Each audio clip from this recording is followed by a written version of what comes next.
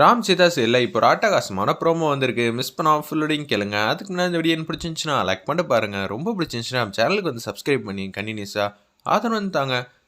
சீதா முன்னாடி எப்படி இதெல்லாம் சொல்கிறது? நம்ம இருக்கிற கேரக்டருக்கு வந்து திருந்திட்டேன், ஒரு வாரம் நான் கோவப்பட மாட்டேன்னு சொன்னால் எல்லாரும் சிரிச்சிருவாங்க. ஏன் நானே சிரிச்சிருவேன். அது மாதிரி தான் நடந்துக்கிட்டு இருக்கோம். இப்போ என்ன பண்ணலாம் அப்படின்னு சொல்லும்போது பூஜைக்கு ஏற்பாடு பண்ணணும்னு சொல்லி ஒரு ஐயருக்கு வந்து ஃபோன் பண்ணுறாங்க. பூஜைக்கான ஏற்பாடு எல்லாம் பண்ணிக்கிட்டு இருக்காங்க. மகா இது உன்னால் முடியுமா? அந்த சாமியார் வந்து கண்காணிச்சுக்கிட்டே இருப்பாங்கன்னு வேற சொல்கிற. அப்படி இருக்க சூழ்நிலை இதெல்லாம் நமக்கு தேவையா அப்படின்னு சொல்லி கேட்குறாங்க. நம்ம அர்ச்சனா ஜெயிக்கணும்னா எந்த எல்லைக்கு வேணாலும் போவா மகா. காலில் விழுந்தாதான் ஜெயிக்க முடியும்னா காலில் கூட விழுவேன்னு உங்களுக்கு நல்லாவே தெரியும்ல. அர்ச்சனா வந்து மனசில் நிற்கிறாங்க. அப்போனா கல்பனா சொன்னது எல்லாம் கரெக்டு தான். இந்த குடும்பத்தில் வந்து மீனாட்சி அம்மாவுக்கு அப்புறம் எல்லாத்துக்கும் வந்து லீடிங் இருக்க வேண்டியது நான் தான். ஆனால் என்னை விட்டுட்டு நீ ரெண்டாவது சம்சாரம், அதுவும் சேதுராமனுக்கு. அப்படி இருக்கும்போது நீ எப்படி இந்த குடும்பத்தை வந்து கட்டுக்கோப்பாக கொண்டு வந்த? அந்த சாமியாரை வச்சு தான் வந்து இந்த குடும்பத்தை வந்து கட்டுக்கோப்பாக கொண்டு வந்தாலோ இருக்குங்கிற மாதிரி யோசிக்கிறாங்க அந்த இடத்துல. நம்ம அர்ச்சனா என்னக்கா யோசிக்கிறீங்க? அதெல்லாம் ஒன்றும் இல்லைம்மா, எனக்கு ஒரு சந்தேகம், அதை நான் அப்புறம் கேட்டுக்கிறேன். சரி பூஜைக்கான ஏற்பாடு எல்லாம் பண்ணிட்டா அப்படின்னு கேட்குறாங்க. பண்ணுங்கக்கா, வேற வழியே இல்லை அப்படின்னு சொல்லும்போது கல்பனா வந்துடுறாங்க. என்ன நடக்குது இந்த வீட்டில்? ஒரு வாரம் யார் மேலேயும் கோவப்பட மாட்டாலும் அன்பா பசமாக இருப்பாலாம். அப்படி இருந்தால் மட்டும்தான் அந்த மந்திரம் தந்திரம்லாம் பழிக்குமா? என்ன காமெடி பண்ணுறீங்க? ஏய் காமெடியெல்லாம் இல்லைன்னு சொல்லி அர்ச்சனாவே வந்து கல்பனா திட்ட ஆரம்பிச்சிட்டாங்க. அந்த சாமியார் வந்து சீதா ஃபோட்டோவை பார்த்தோன்னு ப்ரெக்னெண்ட்டாக இருக்கா, காலி சொல்லிட்டாங்கன்னு சொன்னாங்க. அப்படி இருக்கும்போது பரிபூர்ணமாக நாங்கள் நம்புகிறோம். இன்னொன்று அந்த சாமியாரை வச்சு தான் என்ன டம்மி ஆக்கியிருக்கா. இவன் வந்து இந்த குடும்பத்தையே கண்ட்ரோலாக வச்சுருக்கா. ஓ அப்படியா? நீங்கள் சொன்னது பார்த்தா எனக்கும் இன்ட்ரெஸ்டிங்காக தான் இருக்குது. சரி சரி பார்ப்போம்னு சொல்லிட்டு கல்பனா வந்து சுவாரஸ்யமாக யோசிச்சுட்டு இருக்காங்க. பூஜைக்கான ஏற்பாடு எல்லாம் வந்து தடபுல்லாக பண்ணி ஐயரை கூட்டிகிட்டு வந்து மந்திரம் தந்தரெல்லாம் சொல்லிக்கிட்டு இருக்காங்க நல்லபடியாக. மாலையெல்லாம் கழுத்தில் வந்து போடுறாங்க. வீடே வந்து கோலாகலமாக பூஜைக்கான வீடு மாதிரி ரெடி ஆயிடுச்சுன்னே சொல்லலாம். அப்பன்னு பார்த்து சீதாவும் நம்ம வீட்டில் இருக்கிற எல்லாரும் துறையிலேருந்து எல்லாரும் வந்துடுறாங்க. சேதுராமனுக்கு ஒன்றுமே புரியல. என்ன மகா பண்ணுற? எனக்கு ஒன்றும் புரியல. இப்படியெல்லாம் நீ நடந்துக்கவே மாட்டியே. என்ன ஆச்சு? நான் ஒரு வாரம் விரதம் இருக்க போகிறேன், அதுவும் சீதாக்காக. ராமோட வாரிசு வந்து சீதா வயிற்றில் வந்து வளருதில்ல. அப்படி இருக்கும்போது அந்த வாரிசு நல்லா இருக்குன்னு சொல்லிட்டு விரதம் எடுத்தா ரொம்ப நல்லா இருக்குங்கிற மாதிரி தான் நான் ஃபீல் பண்ணுறேன் அப்படின்னு சொல்லி பொய்யா பேசுகிறாங்க. சேதுராமன் வந்து மூஞ்சிக்கு நேராக பேச ஆரம்பிச்சிட்டாங்க. இதெல்லாம் ரொம்ப கஷ்டமான விஷயம். இதில் ஃபாலோ பண்ணிய விஷயம் இருக்குமே, அது என்னென்ன?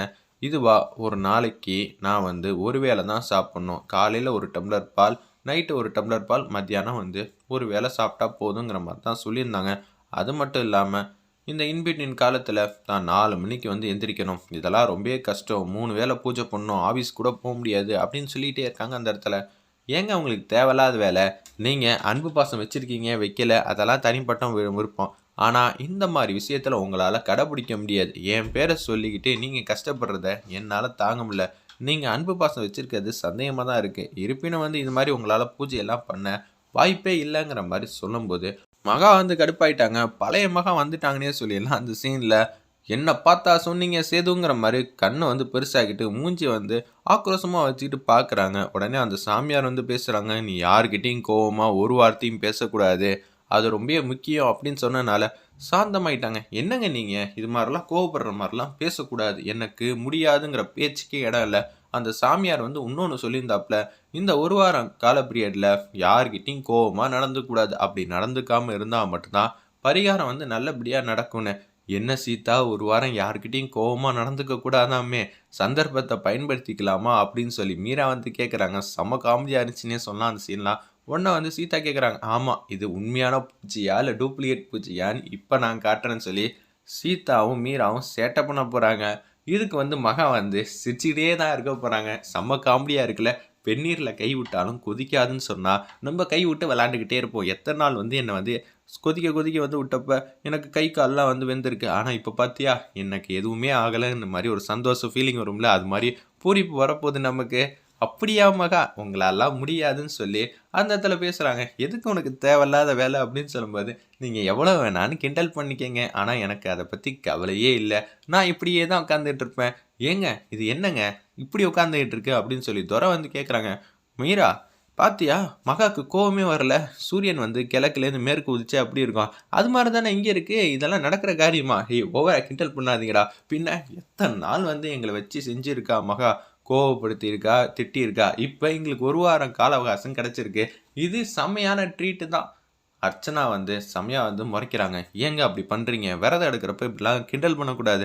"அப்படியா? சரி, சரி. இனிமேட்டு தானே எங்க ஆட்டத்தையே பார்க்க போறீங்கன்னு" சொல்லி சீதா, மீரா எல்லாரும் தந்திரமான முறையில திட்டம் போட்டுட்டு இருக்காங்க. இது மாரி கால அவகாசம் இன்னொரு வாட்டி கிடைக்காது சீதா. இத விட்டுறக்கூடாது. ஒவ்வொரு செகண்ட் வந்து அனுபவிக்கணும். அவ்வளதான் சொல்ல முடியும் அப்படின்னு சொல்றாங்க. ஏன்னா, மகா மூலியமா நம்ம ரொம்பவே வந்து கஷ்டத்த அனுபவிச்சிருக்கோம். என்ன மாரி சேட்டைகள் பண்ண போறாங்கன்னு வெயிட் பண்ணி பார்ப்போம். எபிசோட் ரொம்பவே காமெடியா போகுதுன்னு சொல்லலாம்.